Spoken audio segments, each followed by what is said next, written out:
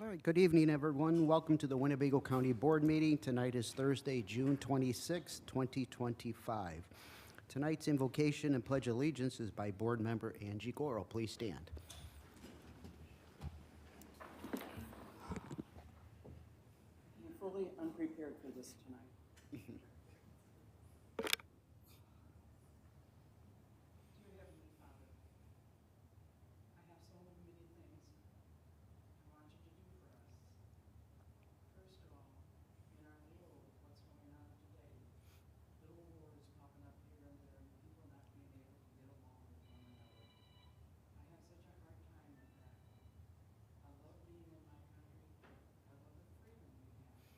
And I wish we could spread our freedom all over the world so other countries would really take after us instead of trying all to be against. I just pray for our service people, the way they are shifted around and might be going back to war again. We don't need that.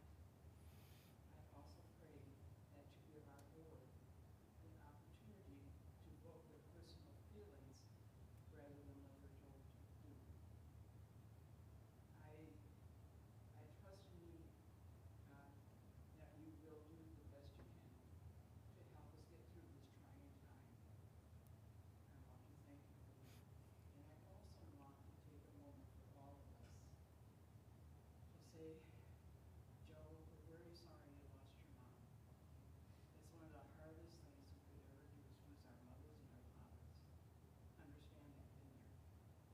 And I pray for you and your family, but most of all, I'm going to bow our heads in prayer for the loss of his mother. And her name is Mary Shirley. Thank you. Thank you.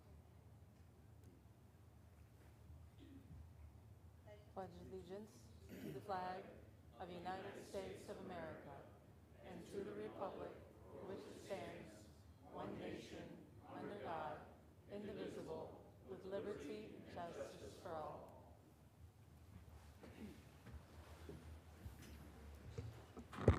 Thank you, Ms. Goro. Mr. Thompson, are there any agenda announcements this evening? No announcements, Mr. Chairman. Thank you. Thank you. Clerk Gummel, can you please call the roll? Certainly. Thank you, Chairman. We will start with Ms. Valdez. Mr. Webster. Mr. Arena. Mr. Booker. Mr. Butita. Ms. Fellers. Mrs. Gorel. Ms. Hansard. Mr. Hoffman. Mr. Lindmark. Mr. McCarthy. Mr. McDonald. Mr. Neighbors. Mr. Penny. Mr. Scroll. Mr. Sweeney. Mr. Tassoni. Mr. Michael Thompson. Here, present. Mr. Ray Thompson.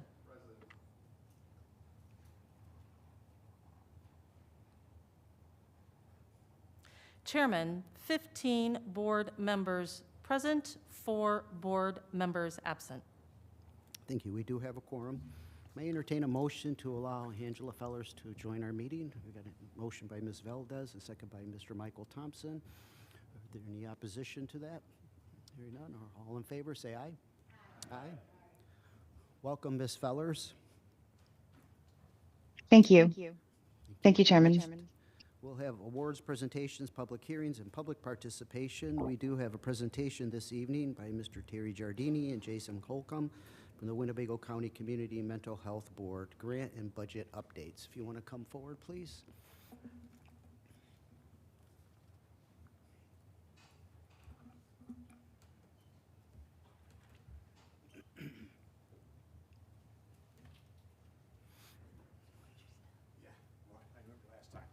Good evening, everyone. Evening. Nice to see your smiling faces on a hot day. I was back here in November.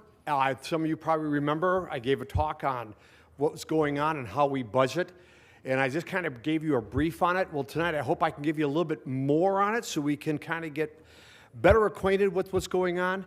As I said then, and I'll say again, we answer to you as autonomous as we are. We still answer to you when it comes to the budget. But I want you to see what we have here. So, and I brought Jason Holcomb, who's our Director of Community Impact for R1. He oversees a lot of it. And before I go, you, of course, you know Tim Neighbors is on our mental health board, along with the good Reverend Dr. Copeland and Dick Kunert, who are here joining us tonight. And so after this presentation, if you have any questions regarding what we have gone over, by all means, please reach out to us. We would like to at least answer those questions in full so you are fully aware of what is going on. And we also invite you to our meetings. They're the first Wednesday of every month at R1 about 2 o'clock in the afternoon. Better than 6 o'clock at night. Okay, so moving on. All right, so first slide. Somebody have that up there for me by chance? Oh, that's it. I'll let my Jason, because for me, technology peaked with frozen pizza. So, as you can see up here on the revenue, we have taken it where the yellow line is pretty much even what we take in. And we are trying to at least get to that. Well, you can see the bottom green line. We are finally now reaching that. We're getting to the point where we are now even with the monies we are taking in. And the top line is what we've been trying to get to. Am I correct? That's what we want to get to. Now, I know that bottom black line that you see right there, well, believe it or not, that's the administrative costs over the last 3 years, or almost four. So you can see the administrative cost for that has not changed one bit. And we're very fortunate because in the next slide, or one of the other slides you're going to see exactly how we fare compared to other counties in our state that are relatively the same size as ours. All right, and now on this one, you'll see that how much money we do spend, and you'll see that going down to the totals, where it says operational administrative expenses, well, it says $771,750, and that's roughly 2.55%. But keep in mind, too, that it also was our legal, and we've had a couple of challenges already, so our legal expenses come out of that, along with like yourselves, we have to belong to certain organizations that keep us afloat, that we have, again, you're aware of that. I'm preaching to the choir when you understand that part. And then the next one was down to direct procurement. That's around $300,000. That's the HIPAA ride share. That has to be, that became involved with that to make sure that we keep the monies. Jason, I want to just say, go ahead. Making sure that one of the barriers that the organizations were communicating that are getting grant funds is that they were having a hard time with transportation, people actually getting to the services. So it's like really great that you gave us 5 new staff, but people can't get to their appointments. So the board contracted with a vendor, Kaizen Health, to start a HIPAA-compliant rideshare program, and we're piloting that and have 15 of the funded programs, which have just started June 1st, that can now schedule a direct rideshare service to bring people to their mental health appointments, and that's coming out of that direct procurement line item. And just to follow up on that, today there was a chamber luncheon, and that was one of the questions that was addressed by the chamber themselves. How are we getting people there? And one of the biggest questions are they need to get there. It's tough sometimes. And if you ever get an opportunity to ride with the Mobile Integrated Health, I would encourage you to do that. One of the organizations we do fund out of the nearly 50, I would encourage you to ride with them because they too go right into places that are questionable, but they find the patients that need to be administered a shot or the drugs that they may need to keep them afloat. Okay, next. All right, here's the mental health operational administrative costs, and I want you to see something here. Now, I don't think you have to be a gigantic financial brain to understand. I want you to look at Champaign County, okay? I think they're the second one down, yes. And they're roughly at what their administrative costs. Now remember, they're about the same size as us with a relatively same budget. And they charge 14% for administrative costs. Going down then, a couple more to McHenry County, down to the fourth one, again, they're at a roughly 11%. Okay, so you can see that we're trying to hold our budget within a good administrative costs. And if you go down to where we're at, we're roughly just under 4%, give or take 4%, which I think is good. I mean, if those of you out there who, if you want to get more information on that, I'm sure we can help you with that. But I think 4% just for our administrative costs stays within our budget. And I think that's a good one. Okay, next. So this is as clear as mud, isn't it, guys? This one here can be real confusing. But if you look a little closer, I mean, you might see this. Some of you have gotten reports. I think it should be in there.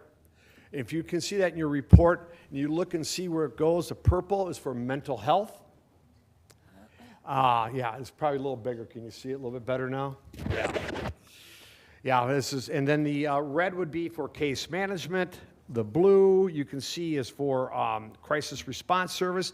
Now, there's another organization I would encourage you to go with, the CCRT, the Community Crisis Response Team. This is headed by, it's the city, county, and Loves Park, where these people go in. They have counselors that go with the police, and they, too, address issues that try to avoid going to jail, okay?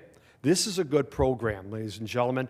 Being on a response myself and going on these, I've seen it firsthand, and I would encourage each and every one of you to go out. It shouldn't be difficult.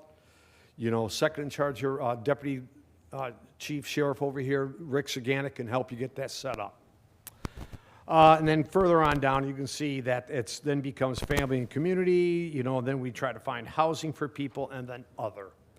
And just so you know, we give the Winnebago County Sheriff's Department and most of the other organizations under Winnebago County just over about $10.5 million over the next 3 years. We've already given about 5 already, or 3.3 or something like that right now. But over the next 3 years, it'll be roughly $10.5 million. And that's coming out of that 0.5% sales tax. So that has really benefited our community. I thought, that was worked out. And then just so you know that the Juvenile Detention Center, they were the last ones to come in with their proposal. Usually we ask people to get their proposals in a little ahead of time. Theirs came in last, and we used what was money that was left over, so they got just over $1 million. I want to say just not even 1.1, but just shy of 1.1 million. And that's to help out with the facilities. If you've not been out there, I would ask that you make a site visit and see it firsthand. They're trying to get more counselors in there to work with the kids that are coming in. It works out to their benefit, and the counselors themselves need a safe place. And that was part of the deal, give them a safe place. Okay, Accelerator Award funding. Now, this gets a little more interesting. You can see the colors will tell you exactly who's getting what. And the Accelerator Awards are people who come in with a proposal and they're looking for the extra, and we do what we can to help them. And again, the proposal has to be with a mental health component. It can't just be, hey, we need money. So do I. But you just can't come in and ask for it. It's got to be something where the proposal, and you fulfill the obligations of that proposal, saying you have X amount of dollars, what you're doing, and this is what you're asking for. Do you have any questions that you want to ask? Because I know you want. So the funding that Terry had mentioned about the Juvenile Detention Counseling Center was an accelerator award. These were the capital projects to spend down some of the surplus funding, and as Terry had mentioned, that was the last award that was made, so essentially they got the remaining amount that was left for that particular funding opportunity. Okay. And last but not least, are there any questions on that? I mean, some of you I know I can see some. Yes, sir. Sorry, is that last award to the juvenile, is that part of this accelerator picture here? Yes, that's part of it. Not in the annual report. Not the annual report, That but only included the awards that were made through the end of the last fiscal year, and there were additional awards made after the fiscal year. Gotcha. So the slide here has the total 10 million, but that annual report does not. Okay. Mr. Butita, did that answer your question? Yes, Okay. thank you. On this last one now, this is called the data dashboard. This gets really detailed, and I'm going to ask Jason again to come and talk about this because this is something that he and his staff work on, and I'm going to have him talk to you. If you have questions, he'll be able to answer it.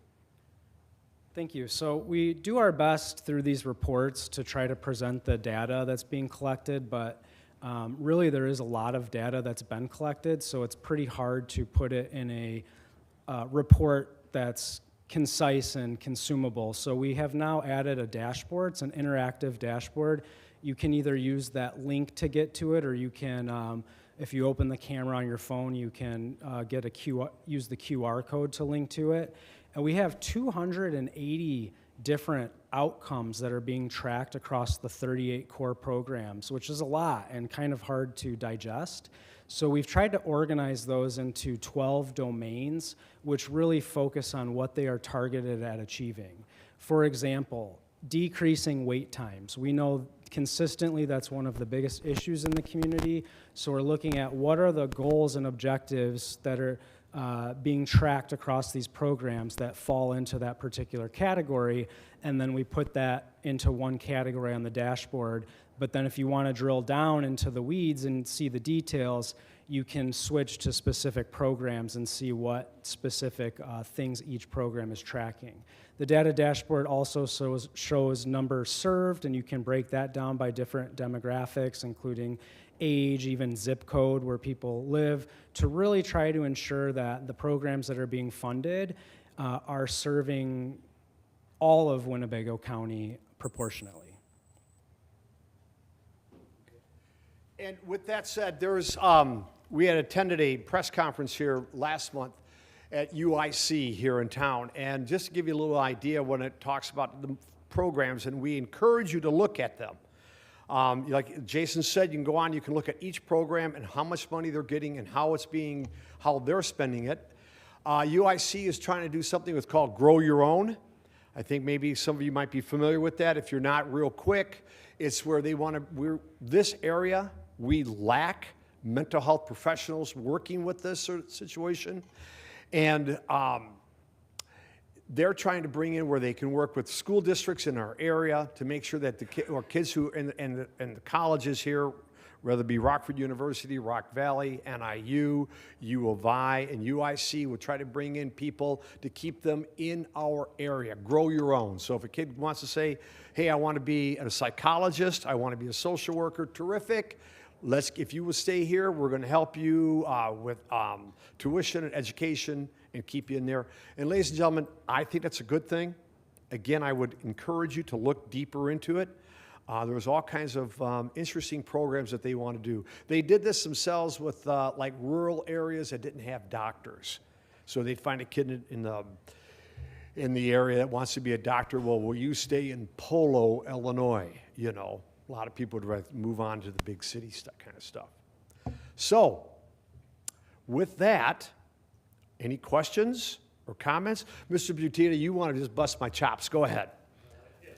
So just back to the Accelerator Awards. So your fiscal year is it the same as the counties, or is it Say it again? fiscal year? Is that the counties? where we start off? Yeah. So the fiscal year is the same as the counties, but the grant program year is not. Accelerator awards are not on a particular cycle. Each award was given a unique time frame based on the project deliverables they had. So I guess my question is, the $10 million Accelerator Awards, is that part of the $19 million in your budget, or is that over and above? That's part of the special projects line item. Over and above the annual budget? Yeah, so the 19 million was what was budgeted for the core programs. Are you talking on spending, though? Yes. On spending, it is included, yes, because that's one county code for the, Okay. I think it's other professional services or Yes. something like that. So Okay. that is included on the expenditures, correct? Right. So I guess my overall question is that the fund balance, at least at the beginning of the county's year, was just for the mental health fund, was just a little short of $40 million. and then you're, of course, going to be receiving probably an additional $19 million. So are there plans to budget those additional funds in the future? So, Yeah, so the board, just prior to the accelerator award launching, the board was doing a multi-year forecast essentially, and forecasted two potential scenarios, one if the tax didn't get renewed and one if it did. If the tax didn't get renewed because multi-year funding contracts had already been made that extended past the sunset, some of that surplus would have had to been used to meet essentially the contractual funding that had been awarded.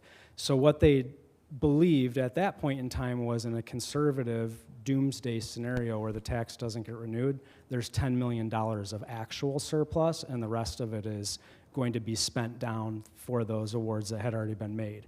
Now that the tax has been renewed and all the accelerator awards have been made, the board is re-looking at that forecasting scenario to see if there are some additional surplus funds that should be spent down on other special projects. thank you. Ms. Hanser? Thank you, Chairman. Thank you, Jason, and thank you, Terry, for being here. I have a question for you gentlemen tonight. We talk a lot about the word surplus. Can you explain the reserves that the Mental Health Board has set aside? Well, I think that was just, we just said that because of we were concerned about the tax, if it wasn't going to pass. We took a conservative view and say we made our hang on us because we had awarded people, up to 3 years, some contractual things, and because of that award, if that tax didn't pass, we wouldn't have the money per se. We wanted to make sure there was something there just in case, so we did be able to fund it somehow. And I'm clear on that, but my confusion sometimes explaining to people, when you use the word surplus, it seems like you've got all this extra money here.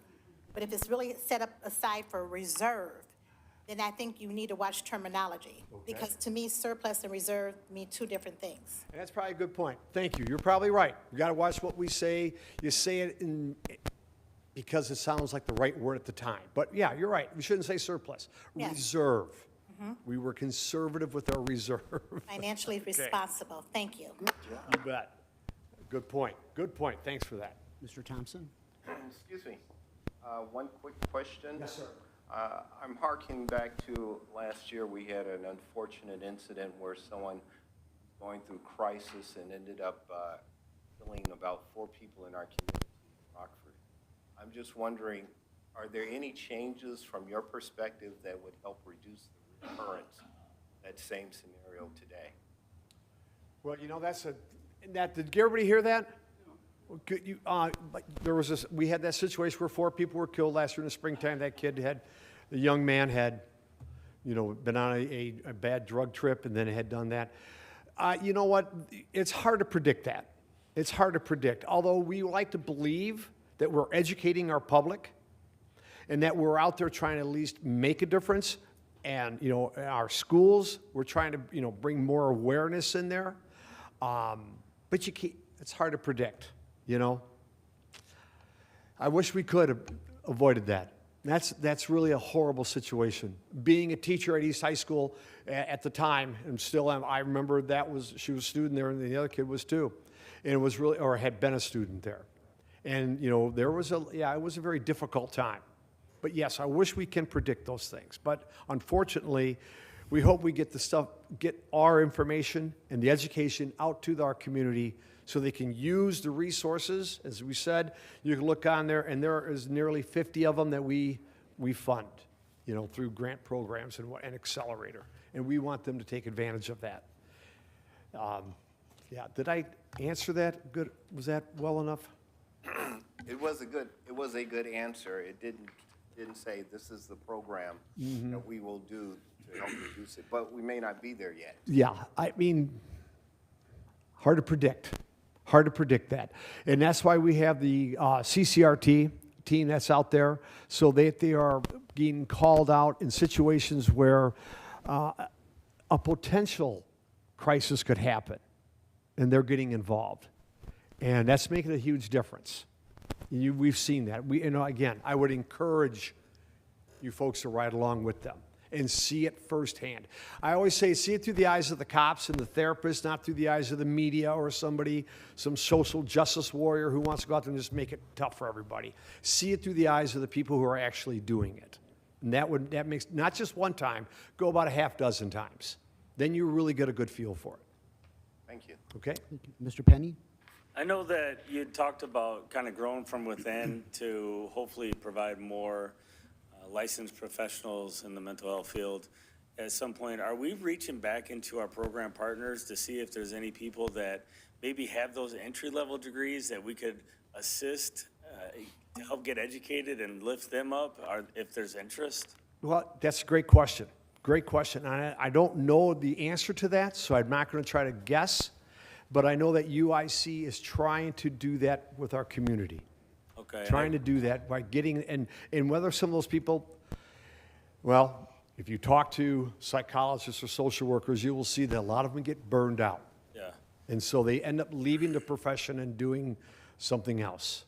So more specifically, when I look at some of the partners that are getting significant dollars, have we gone to them and kind of asked them to put together a proactive plan to maybe see if anybody within their rank and file of professionals is interested in kind of expanding on their own education? Another good question. I mean, have we as a board? No, we haven't. We haven't as a board. Be an idea. Yeah, but I think there is kind of a movement right now. Hopefully this answers your question, where we have so many organizations that kind of do the same thing. If we can kind of put them all together so they can go off each other and work it that way. I know we have talked about that. There is a movement in that direction. You bet. Well, that's a great question. Mr. Arena? Yes, Mr. Arena. Thank you, Mr. Chairman. I have two questions. Kind of following up on the question by Ms. Hansard on this concept of reserve and surplus. So I understand your budgeting of the accelerator awards was based on the assumption that the tax may not pass, but now the tax has passed, right? Mm-hmm. So the fund balance at the end of '24 was just under $37 million. These commitments that have made, like multi-year commitments, with the fact that the tax is continuing, do those multi-year commitments now eat into that $37 million surplus, or are those coming from the revenue stream year to year? That makes sense? You know what? I'm gonna let Jason answer that, because Jason's right on top of that, and we had talked about that briefly. So I'll let you talk to the details on it. The money comes out of the fund, whether it's fund that was revenue generated last month or 10 months ago. It's all coming from the same place, and it's all in the same place. What we're really looking at is what is the number of months of expenditures that we want to have as a reserve. And that's gone down every year. I think it was at the end of fiscal year 23, it was like 37 months of actual expenditures that you would consider in the fund. And the board is really trying to get that down to 12. At the end of fiscal year 24, it was down to 21.7 months. And based on fiscal year 25 projections, it would be down to 19 months of actual expenditures in the fund balance. And so some of that will be spent down by the core programs, but after accelerator awards have all gone out and been spent, there may be the need for additional special projects to meet that goal. So the reason I'm asking is, it appears to me, and the information I have is that the tax revenue is higher this year than it was in past years, so that your revenue coming in this year will be even higher than the 19 million that you received last year. If you have about $37 million on hand, we just had this situation here where we had to fund the excess need for the juvenile detention center from another source. They have needs for other things that aren't covered under the mental health tax. So as we move forward, when we have situations like that come up, how do we somehow negotiate midstream of, getting those funding gaps filled by the mental health tax, because the juvenile detention center is going to come to us for funding for other things that can't be used for the mental health tax, and we've used some of that money for a need that could have been paid with the mental health tax. So do we have a way to negotiate these things out within the? Well, the Mental Health Board distributes all of its funding through competitive grant process. So I think ultimately what that's based on is the community needs assessments that are done in the strategic plan that is developed. So I think if those needs are known and can be kind of codified into the strategic plan, then it allows for funding opportunities to be developed that meet those needs. Okay, but it's correct that you finished last year with just under $37 million in what I consider, well, reserve or surplus. I don't know why you would need a reserve funds in excess of your annual collection of tax. I guess that's a decision on your part. But it seems like historically there's been a lot of money left in the bank each year when there's still needs in the community that aren't funded. So I guess that's more of a comment for something to consider. I mean, this juvenile detention matter has passed us by, right? We've funded it, it's done. But I think that there needs to be a way moving forward that when you have $37 million and we have an obvious need, that somehow we can fill that gap with this available funding. So I wanted to make that comment. But secondly, on the administrative costs, which I know is something that you've heard me talk about in the past, the problem from the information I've been able to obtain is the records for your expenditures on the various administrative functions are incomplete according to what information I could get from our auditor. I know the chairman sent the board a letter asking that the auditor come in, look at your procedures, make recommendations on getting a report that tells us who got paid, exactly how much they got paid, and what exactly they did. And then through that analysis by the auditor, it was determined that state law requires a contract between the Mental Health Board and an entity like R1 be approved by the board. So what I would like to see is a process that the auditor recommends for proper accounting, incorporated into your contract, so that in October, when your contract is renewed, we can renew it with confidence that later on, if constituents come to us and say, okay, what are they doing with this money? It's not hard to explain. I know Marianne Abadi in the past has said she has no problem with the auditor coming in. Can you tell us tonight, from the board's perspective, do you have a problem with the auditor coming in and making those recommendations? I don't think we do, I mean, from our side, we've provided the finance department with anything they've requested throughout the 4 or 5 years that we've been managing the program. Okay, so It's my understanding that the mental health fund has always been part of the county audit, and we've been, whenever we've had requests for records, we've sent them over. Okay, so, not trying to undermine the relationship at all. I just, like I said, sat down with the auditor, showed them what you guys have provided to me, and it was their opinion that it wasn't as complete as it could be, and that they could make recommendations for accounting procedures that could make it even better than it already is. So I'm glad to hear that you guys are open to that. Thank you. Mr. Arena, I'm glad you do ask those questions, because we want to be held accountable. We are accountable to, we like to believe we're good stewards of the money. And when organizations come to us and they follow through on the proposals that they have to follow certain parameters, so you're right, we want to be good stewards of the money. So I'm glad you asked those questions, and we are open to it all, to have audit. Go ahead, we're the same thing as you. Again, as I said in the beginning, we answer to you folks. We do answer to you. I mean, we're a public entity much like yourselves, and people need to see the monies. There they are. Take a look. And there's our organizations, and they can take a look and see how they're being paid. Okay? All right. Thank you. Thank you, Mr. Yes, ma'am. I have several. Bring your lunch? Yeah. First of all, I want to congratulate your organization for the short period that it has been in process and working. You have done tremendous work. I don't know how many other brand new committee like yours get started and you jumpstart. You did a great job just coming out of the woodwork and just going to work and getting these things done and serving our people. I have had more comments on how well all of you have done, and you need to know that. Yeah, well, thank you. The other thing is that when you think about, one of the questions I have, all those counties that you showed us, how much their cost for operations is, I would like to know even more, how many of those counties is that, how are they taxing their people? Is it on a sales tax like we are, or is it out of the taxpayer's pocket?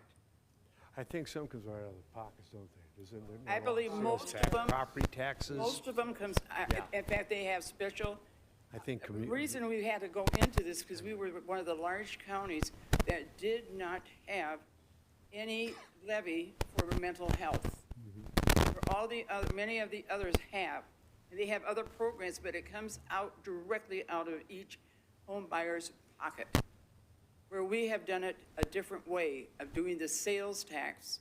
And by doing the sales tax, this hit the whole state of Illinois because there's small communities that cannot afford tax dollars to have any type of mental health or services. And because the state passed it for us, that meant that all these little counties now have the ability also to use sales tax. We've been a leader in that. And many of our board members are so busy looking at the reserve, which they shouldn't be, because if I'm correct, how many of your grants that you give out are for over a period of 3 or 4 years? Are they all for 1 year, or do they go beyond that? It all depends. We do it both ways. And Ms. Gorel, those are very kind words. But I will say, as I reiterate to Mr. Arena, we need to be held accountable like everybody else. And I want to be, and I'll just speak for as a treasurer. You know, I know our board members, we do this, and we want to do it right. But we need to be held accountable, and we have no problem with people looking at our books, because that's what it's there for, and we are public funds that we are using, and people need to see that. I truly understand that, but I also know you shouldn't be commingling different monies coming in to go into other avenues. They need to stay with your committee. It needs to stay in your budget, and you've done that. You have proven yourselves. I don't know how much more you're going to prove yourself, because, you know, it's the same old story over and over again, when I know, just by listening to people, how happy they are that it's not coming directly out of their pocket, because they pay sales tax anyway. What's the difference? And this is even less than, it's much less doing it through the sales tax than taxing their properties. And we have done our area a wonderful service by having your organization in process. I'm also very happy to find out there are groups out there who are trying to work with, to get us more therapists into this area. That's been a big problem. We have gaps in that problem. And what people don't understand, that mental health doesn't start in old age. It starts with the baby coming out of the womb. They do not understand that. That many of the, and that's why, yes, they should go on out and ride with our deputies to see what goes on out there and watch the children, how they react and how traumatized they are. I don't like being woken up in the middle of the night with hitting someone with all the lights flashing, all the squads and everybody out there, you know, and banging on the door with a ram. Now think about the children in that house, what they're feeling and how they're going to grow up. We need to take even more emphasis on those that are coming up. And those who are in our school system, they are the ones who can point these children to us of how they're traumatized. In our school system, and this might maybe answer yours a little bit better, sir. If a student has had a bad night, and they come in and we hear from the police that, you know, little Johnny had something happen in his home or his neighborhood, he's traumatized, there's a flag out on that kid so that everybody watches out for it, he or she throughout the day. So we keep an eye on that. And that's a good point that you make. So those things are being done. And yes, UIC has come up with their survey, and we are roughly 100 therapists under what we should have. Yes. Roughly 100. And that's just, to me, is hard to understand, 100. And that's why the Grow Your Own program, I believe, Mr. Butita, you asked about that? Was that you or you did? Excuse me, sir, I'm sorry. Grow Your Own program, and that's what they're trying to do here. One of the best you could have thought of. Yeah, That is fantastic. That's The other UIC. one- The other one we've had problems with are those who have to come into town or even in town to get to their appointments, and you're supplying them with transportation. That's fantastic. That way we know you're working with them, not against them. So many people get the money and they use it for other things. You have done a great job. Oh, well, thank you. And Ms. Gora, we appreciate that. On behalf of the rest of the board members, whether it be Tim, again, the Reverend Copeland, Dick Cooner, Mariana Body, whose name was mentioned, you know, and others that are on there, Dr. Amanda Perry, and a few others. Now all of a sudden the names I'm forgetting. It has to do with the Arctic Blonde. But they all put their efforts into it. Again, I would encourage all of you to look at all the programs that we do fund, and again, step into them, ask them questions, make a site visit, ask them say what's going on, how you doing this. And I think that makes a difference. You're fantastic people. You're all professional. Thank you. And that's what makes that committee so good. Well, thank you. We appreciate that, and those are kind words, and I appreciate it again. Grateful for that. Grateful. Thank you. All right, thank you, I Mr. think- Giardini and Mr. Holcomb. We appreciate you coming. Okay, you bet. Thank you. All right, we'll see you. The board has any other questions, I'm sure you can feel free to contact Mr. Giardini, Mr. Holcomb. Okay, moving on to public participation. I was told we do not have any public participation this evening. Is that correct, Ms. Elliott? All right, thank you. We'll move on then. Next is the approval of minutes. May I entertain a motion to approve the May 22nd, 2025, and lay over the June 12th, 2025 minutes. Mr. Hoffman motion, seconded by Mr. Michael Thompson. Any discussion on the approval or the layover of the minutes?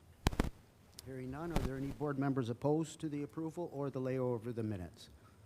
Hearing none, please cast a yes for all members present. Next is the consent agenda, which includes the raffle report and the auditor's report. May I entertain a motion to approve? Ms. Valdez approves, and second by Mr. Lindmark. Is there any discussion on the raffle report or the auditor's report? Hearing none, are there any board members opposed? Very good. Please cast a yes for all members present. Next, under appointments, per county board rules, the board chairman appointment shall lay over until the second board meeting after they are first introduced. Tonight, I place up Mr. Freddie de la Trinidad for Winnebago County Board District 12. Ms. Hansard. Thank you, Chairman. I would like to put forth a motion to suspend the rules so we can make the appointment tonight. We have a motion to suspend by Ms. Hansard. We have a second by Mr. Arena. Are there any board members opposed to the suspension of rules this evening? Hearing none, please cast a yes for all members present. The rules are suspended, Ms. Hansard. I then would like to make a motion to go ahead and go forth with the appointment for Freddie de la Trinidad to fill the vacancy of District 12. Very good. We have a motion to approve Mr. Freddie de la Trinidad for Winnebago County Board District 12. Is there a second? Mr. Arena seconds that motion. Any discussion on this appointment for County Board District 12? None? None. Are there any board members opposed to this appointment? I'd like to abstain. Mr. Penny abstains. Note that for the record. Mr. Huffman abstains for the record. Very good. Any other abstain or noes? I believe we should be, let's do a roll call on that, Madam Clerk.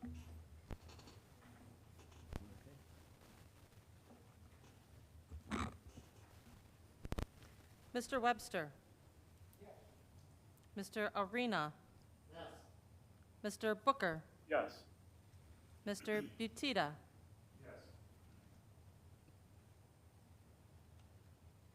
Ms. Fellers, Yes. Mrs. Gorel, Ms. Hansert, Mr. Hoffman, Abstain. just wanted it for the record, Mr. Lindmark, Mr. McDonald, Mr. Neighbors, Mr. Penny, Abstain?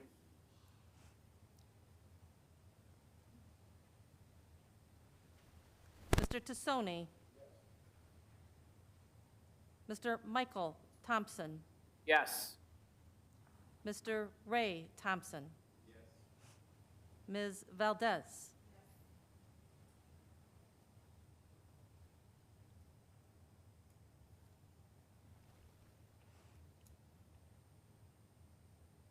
Chairman, that's 14 yes, 3 absent, and 2 abstain.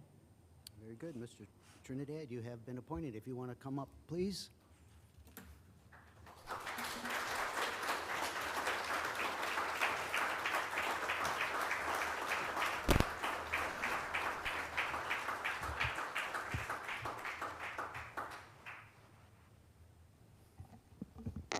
Come on up. Congratulations.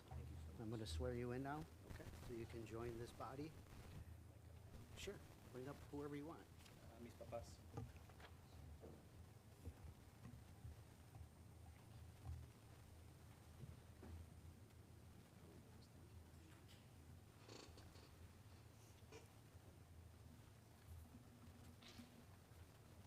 And who is this?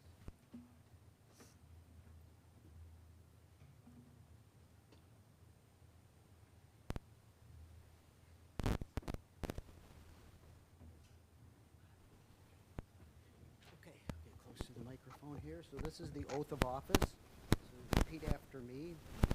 Raise your right hand. I, State your name. Freddie De La Trinidad, Having been appointed to the Winnebago County Board having been appointed to the Winnebago County Board in District 12 in District 12 in the County of Winnebago in the County of Winnebago and the State of Illinois, in the State of Illinois, do solemnly swear do solemnly swear that I will support the Constitution of the United States that I will support the Constitution of the United States and the Constitution of the State of Illinois, and the Constitution of the State of Illinois, and that I will faithfully discharge and that I will faithfully discharge the duties of the office of Winnebago County Board Member the duties of the office of Winnebago County Board Member to the best of my ability. to the best of my ability.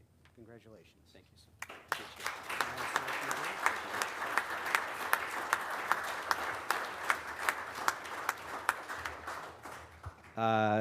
Well, I didn't expect this, but I want to say thank you to the chairman, first of all, for believing in me and having the confidence in me. My fellow colleagues from both caucuses, the Democratic caucus and the Republican caucus. I know I'm looking forward to working with you guys and to try to, bring this county forward to the best of our ability. And I'm very grateful to be representing District 12. I really look forward to it, and good things that are going to come into that district. So thank you again, and I want to thank the audience for the people that came out to support, and the people that came here. It means a lot to me. It means a lot to our district and the county as a whole. So thank you so much, and let's get to work. All right. Second here. Should I get on there? Or? Okay.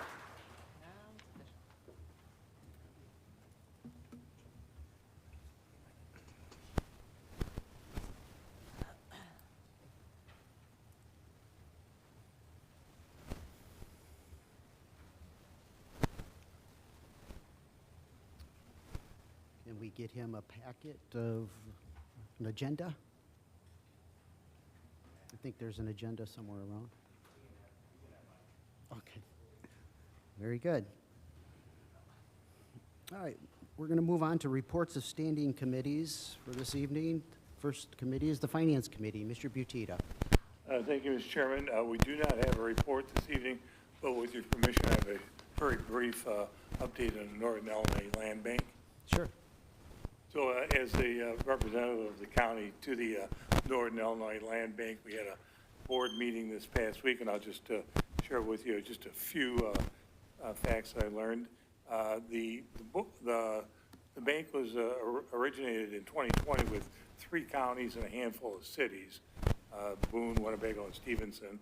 And since then, it has grown to include McHenry County, and then most recently Lake County, and a total number of cities is 8. So it has grown in size. I think now it's the second largest land bank in the state. So the land bank has 3 sources of income or funding. No funds come from any of the members. No county or city contributes any funds to the land bank. All the funds, the original fund was a state grant of $400,000 back in 2020, and then just recently the Illinois legislature made a grant of $2 million to the land bank for 2026. So that was a sizable increase. The other source of funds are what they call strong community program grants. The original grant was $337,000. The second grant was just issued for $250,000. So those monies are used to acquire properties for the land bank. And so the third and final source of funding is the sales of acquired abandoned properties. So all that money is returned. The net profit of those sales is returned to the land bank. So in 2025, the sales were $558,000. The expenses were $322,000. So the net amount back to the land bank was $236,000. So you can see that it's a pretty nice margin.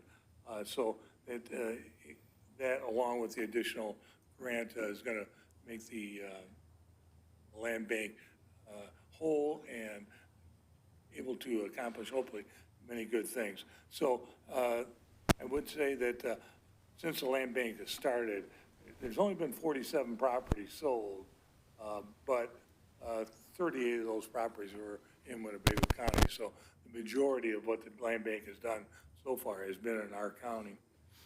And I would say that 47 sounds like a small number, but the land bank happens that just when you bring the land bank into a situation, it can change the status of the property.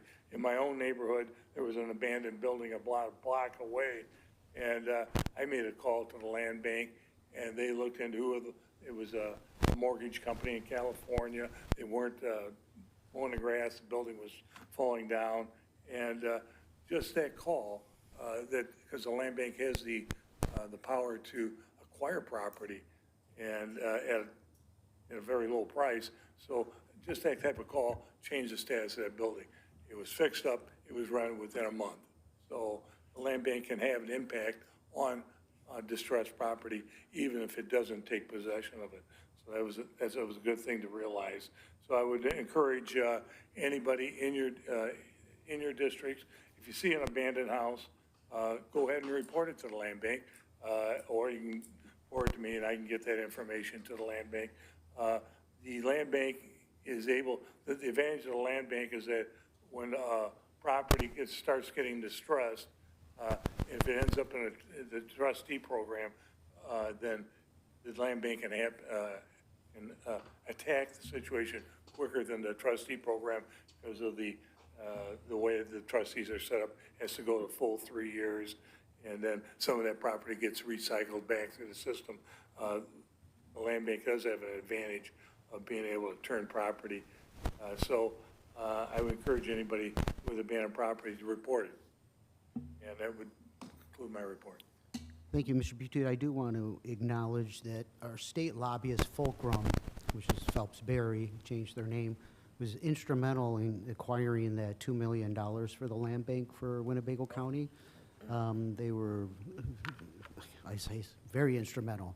And I want to thank our state legislators for that. When we went down, we took several trips, myself, with Fulcrum and Region 1 Planning Council team. We partnered up with Peoria County and I believe South Cook counties.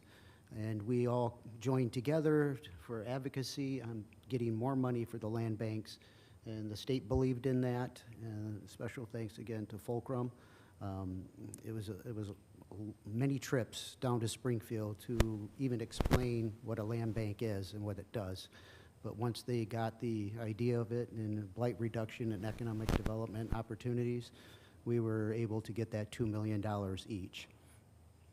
One other thing, I forgot to mention that when the land bank does sell a piece of property, they acquire it, they put it on an auction, and when they sell it, they always put a stipulation, a 9-month stipulation, that the building has to be brought up to building code regulations. So it's not just a case of somebody coming in and buying something and leaving it. It has to be fixed and repaired. Very good. And just a disclaimer, Peoria County and South Cook County has also contributed to especially hire Fulcrum as their lobbyist for that specific task. So, and they will be continuing to go, because every year we're going to try to get more and more money from the state.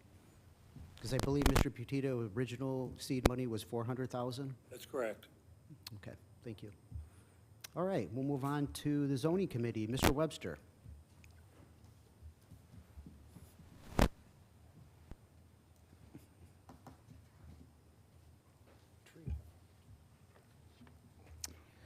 Thank you. Zoning Committee has 3 items on our agenda this evening. It's kind of a mixed bag here. We have a variance, and we have a special use permit, and then an ordinance. I want to mention that all 3 of those items on your agenda went through Zoning Board of Appeals, and they won unanimous approval there. The variance and the special use come with conditions. But all 3 won approval at both Zoning Board of Appeals and Zoning Committee. So I intend to make a motion to suspend on all 3 of these. I'll read them in for the record, and may we take them all at one time? Sure. Yep, if you read them all in. Okay, thank you. That'll save a little time. Okay, the first one for the read-in here is V0125. That's the variance to allow a front yard building setback, and this is in County Board District 2, my district there. So just for the record, the PIN number on that one is 03-34-400-011. And once again, I want to move this after I read the other 2. Number 2 is special use permit, SU 0425. That's a special use permit for a wedding and or a reception facility, and this is in County Board District 11. The PIN numbers on this are 16-20-430-001, 16-20-430-002, and 16-20-430-003. And that comes with conditions. And finally, the ordinance granting the site approval for a solar farm, solar energy farm. This is 39.98 acres, and it's commonly known as 13758 Saunders Road, and this is in Pecatonica, and this is in District 1. The PIN number on this is 0926-100-003. And I would move to suspend rules on all 3 of these. We have a motion by Mr. Webster to suspend rules on the variation, the special use permit, and the ordinance. We have a second by Ms. Goro. Is there any opposition to the suspension of rules? Very good. Please cast for all members present. The rules are suspended, Mr. Webster. Thank you. And I would move to approve all 3 of these, once again with the conditions on the first 2. We have a motion to approve, second by Mr. Penny. Is there any discussion on any of these items? Hearing none, are there any board members opposed to any of these items? Very good. Please cast yes for all members present. The items have been approved. Mr. Webster. Oh, that's great, thank you. So the Zoning Board of Appeals has their next meeting Wednesday, August 13th, and then we follow up with the Zoning Committee meeting Wednesday, August 23rd. 7th. And a lot of these folks out here are specifically here tonight for these zoning items that took place, so congratulations to all of you. You're up and running. Thank you. Very good. Thank you. All right, next is the Economic Development Committee. We have any report tonight, Economic Development Committee? No report. No report, thank you. Operations Administrative Committee, Mr. McDonald. Thank you, Mr. Chairman. We have no report. Thank you, Mr. McDonald. Next is Public Works, Mr. Tassoni.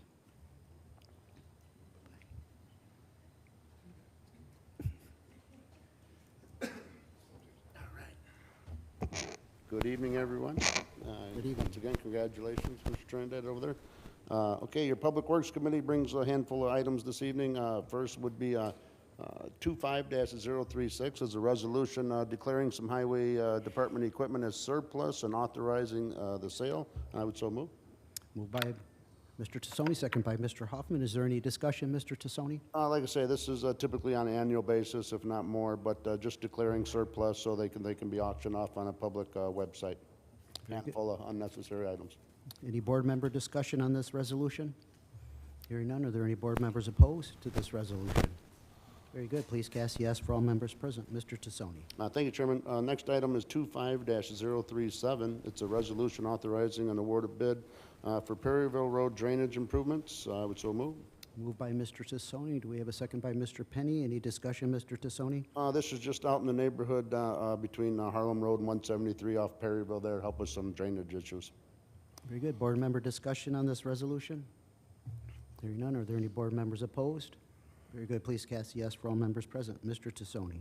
Thank you, Chairman. Next item, 25-038, is a resolution authorizing an award of bid for bridge deck surface coating at various locations throughout the county, and I would so move. Moved by Mr. Tassoni, second by Ms. Hansard. Any discussion, Mr. Tassoni? This is just like a high-tech spray that coats some concrete bridge pavement, I believe, and it just helps with the longevity and repair and maintenance. Any board member discussion on this item? Any board members opposed to this resolution? Very good. Please cast yes for all members present. Mr. Tassoni. Thank you, Chairman. Next item, 25-039, is a resolution authorizing award of bid for Pecatonica Road and Swanson Road pipe culvert replacements. I would so move. Moved by Mr. Tassoni, second by Mr. Penny and Ms. Hansard. Any discussion, Mr. Tassoni? No, none on this item. Any board member discussion on this resolution? Hearing none, are there any board members opposed? Very good. Please cast yes for all members present. Mr. Tassoni. Thank you, Chairman. Next item, 25-040, is a resolution authorizing a modification to the Phase 2 engineering agreement with Chastain and Associates, LLC, dated March 29, 2024, for improvements on East Riverside Boulevard, and I would so move. Moved by Mr. Tassoni, second by Mr. Michael Thompson. Any discussion, Mr. Tassoni? This just covers some additional engineering services out there at Riverside Road project. Very good. Any board member discussion on this resolution? Hearing none, are there any board members opposed? Very good. Please cast the yes for all members present. Mr. Tassoni. Thank you, Chairman. Our final item, 25-041, is a resolution authorizing an award of bid for Mill Road resurfacing, and I would so move. Moved by Mr. Tassoni, second by Mr. Penny. Discussion, Mr. Tassoni? Just as a notation, this is a pass-through funds for the township out there that the county highway just administers. Very good. Board member discussion? Hearing none, are there any board members opposed to this resolution? Very good. Please cast yes for all members present. Mr. Tassoni. Thank you, Chairman. That concludes the report. Thank you, Mr. Tassoni. Next is Public Safety and Judiciary Committee. Mr. Lindmark.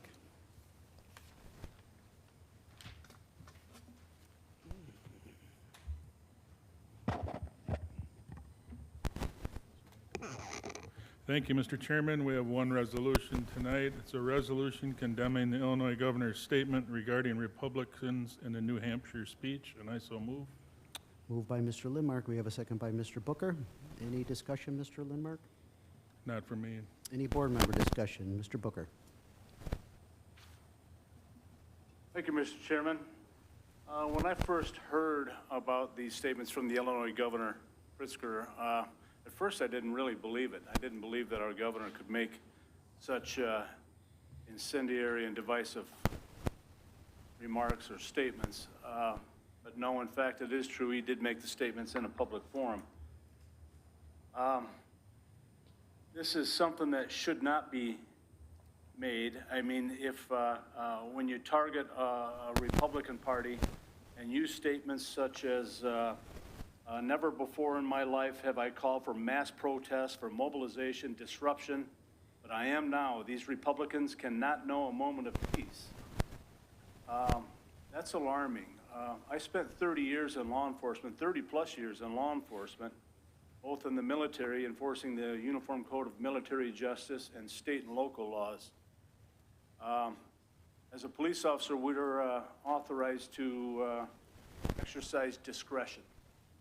And that means that when we witness a violation of the law, we use our discretion to issue a warning or make an arrest.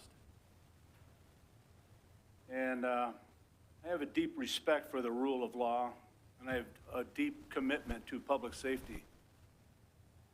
Considering what's going on in the country with such divisive remarks,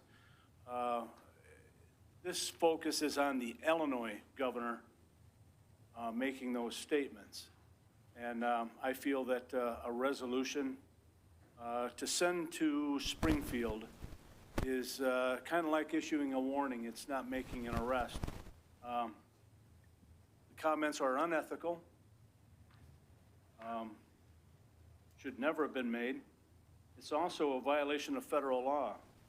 18 U.S. Code 373 constitutes it as a felony to intentionally solicit, command, induce, or otherwise endeavor to persuade another person to engage in a crime of violence against person or property. Again, this is just merely a message that Winnebago County feels that those comments are inappropriate, and I believe that the message needs to be sent. Thank you, Chairman. Mr. Michael Thompson had first, and then Mr. Huffman. Thank you, Mr. Chairman. I concur with Mr. Booker. Governor Pritzker, like every American citizen, has the right to free speech. However, there is a big difference between exercising free speech and advocating violence. As an elected official, I find his statements encouraging others to see members of the opposing political party, quote, "These Republicans cannot know a moment of peace," end quote.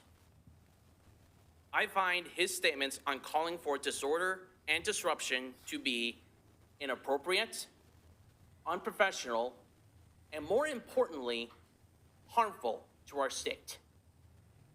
He represents all the citizens of the state of Illinois, yet he uses code words to agitate others into violence against those who disagree with him, including those he represents. This is not a responsible adult demonstrating respect to those constituents with whom he may disagree. His actions are a perfect example of a bully, not someone who can lead a state responsibly. I would encourage all of my colleagues to vote in favor of this resolution to condemn the governor's statements on inciting violence on any group, including any political party. Thank you. Thank you, Mr. Thompson. Mr. Huffman. They got a president who says any damn thing he wants, who threatens everybody. As a person shooting Democrats in Minnesota, and nobody does anything about that, but we want to go after our governor. That little petty stuff, give me a break, man. Grow up. Thank you, Ms. Gorel. About the same. There's no way I will vote for this tonight. I believe that our governor has just as much right as our president has to even use filthy language on TV, the way he acts. He's the bully, and now we got two bullies. Those are two kids fighting against one another. I won't be part of it. I'm more growing up than that. I will not vote for this kind of legislation or whatever it is at all. Thank you. Mr. Neighbors. Like resolutions like this, I've always been against. I mean, even when we did it before, I think we do a good job as a board and stand bipartisan when we try to get stuff done for Winnebago County. And I think including this resolution to to condemn the governor is taking a political stand to one side. And I'd just like to see this board continue,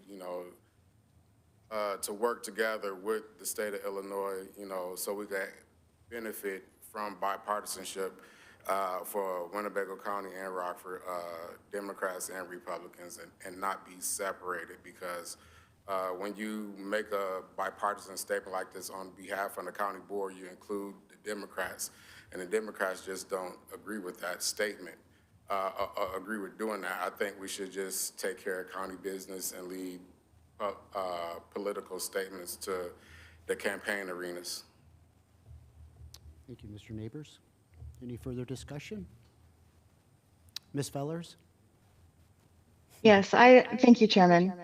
I would like to gently remind the board that we are a non-home rule county, which means that much of what we do is at the discretion of Springfield. We need friends in Springfield. We need them to like us. We don't need to be making petty resolutions at the people that govern us.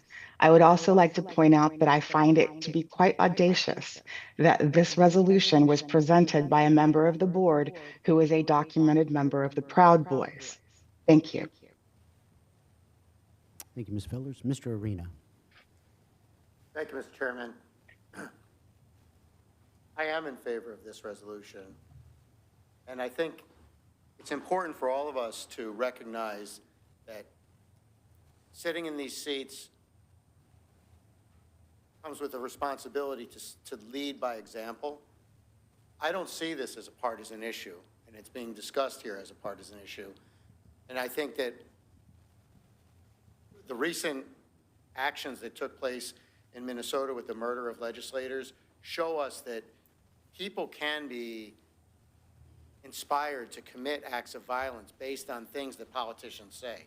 There is nothing wrong with any of us trying to rally the troops, getting people engaged on issues, but that's for peaceful protest. And I think in this case, the governor went too far, right? And people might hear those words and be inspired to go too far themselves.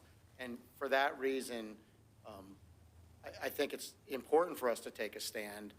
And regardless of this idea that, well, we're going to upset people by making this statement, I think shouldn't stop us from taking stands on moral issues. And I think it's the right thing to do. And I think that moving forward, all of us should be mindful when we speak that we do so in a way that inspires people to engage peacefully and not violently. And especially since, like we're seeing in our country, acts going too far. We need to, all of us, rein that back. So I hope that you'll take that into consideration with your vote. Thank you. Thank you, Mr. Arena. Any further board member discussion on this resolution? Mr. Neighbors again?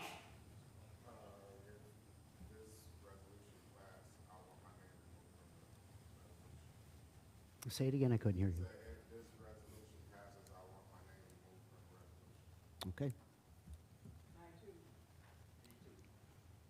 We got me too, me too. Okay. Do you want to write all the Democrats? Yes. I don't understand. Yeah. So is this, are the Democrats responsible to this resolution now? No. No. So when he asked to be removed from the resolution, I'm not clear what it is. I was just going to get clarity from the state's attorney. Yes. Thank you, Chairman. None of the Democrats are listed as sponsors on the resolution. Can they ask to be removed from the resolution? They're not on the resolution. Very good. So that's pretty clear. All right. Yeah. All right. Thank you. Okay. So thank you. I would like to move to call the question. Yep. So we're calling the question. All in favor of calling the question? Aye. All right. Aye. Clerk Gummo, could you please call the roll? Yeah, I heard a second somewhere. Mr. Booker? Thought you motioned to me. Thank you, Chairman. We will start with Mr. Arena. Yes. Mr. Booker. Yes. Mr. Butita. Mr. De La Trinidad. Ms. Fellers, No. Mrs. Gorel, Ms. Hansard, Mr. Hoffman, Mr. Lindmark, Yes. Mr. McDonald, Mr. Neighbors, Mr. Penny,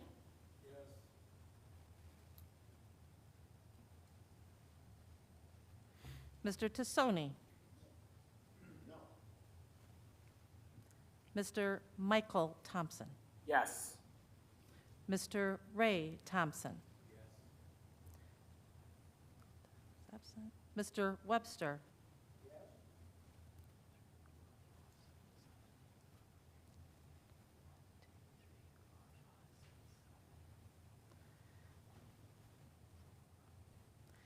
Mr. Chairman, 9 yes, 7 no, 4 absent.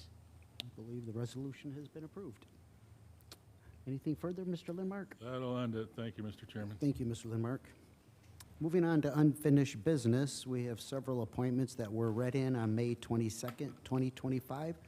Do I need to read all of these in again for the record? Okay, so these appointments, again, were read in on May 22nd, 2025.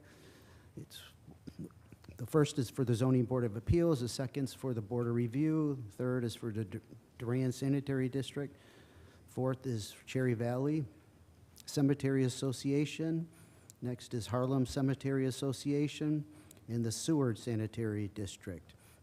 May I entertain a motion for all of these appointments, please? We have Mr. Booker, Mr. Michael Thompson seconds that motion, or is there any discussion on any of these names that are brought forward for these appointments? Hearing none, are there any board members opposed to any of these appointments? Very good, please cast yes for all members present. New business, is there any new business in front of the board this evening? None? Announcements and communications. Clerk Lori Gamal. Thank you, Chairman. The items listed below were received as correspondence. Any announcements or communications from board members? Mr. Tassoni. Yeah, just a notation, and maybe you could even give it a little more specific date and time, but I think yourself and I are going to attend an event here this Saturday. It's basically, I don't know the exact acronym, Rockford Amateur Radio Association out at the YMCA camp on North Main there.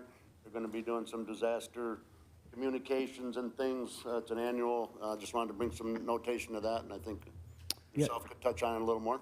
I believe I will be at Camp Winnebago at 12 o'clock on Saturday. As I will with you. Oh, very good. I'll be there as well. Any other board members would like to join us? It's going to be a fun time. Any other communications? Mr. Chairman? Yes. One. Yes.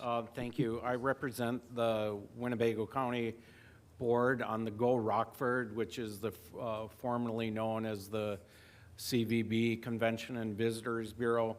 We had a board meeting last week, and the executive director wanted to pass on his thanks to Winnebago County and the departments that assisted with the Ironman 70.3, which was held last weekend in 95-degree heat. But specifically, I won't go into all the details of the event. It was very successful, but the board wanted to pass on the thanks to specifically our highway department and their crews for the road closures, the sheriff's department for providing security and law enforcement, the first responders, and also our facilities department, who spent a good portion of the week trying to spruce up the campus because the event took place right through our county campus. So Sean and his crew,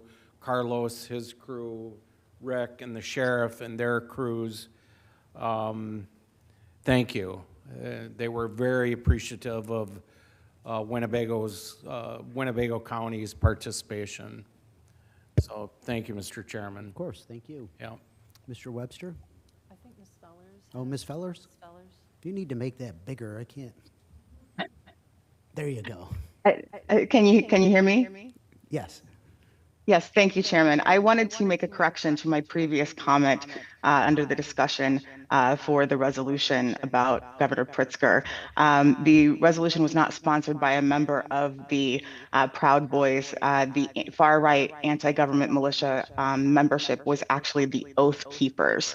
So I just wanted to make that correction. Thank you. Okay, thank you. Any other announcements or communications?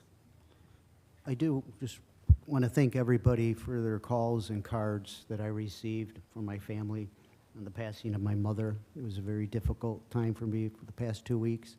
I want to thank our staff that stepped in on my absence and made sure the county government was continuing to run appropriately. And it meant a lot to me that everybody that reached out and kept me in your thoughts and prayers. So thank you. Mr. Webster. Yeah, thank you. I just want to invite everybody out to beautiful downtown Shoreland on Saturday, the Freedom Fest.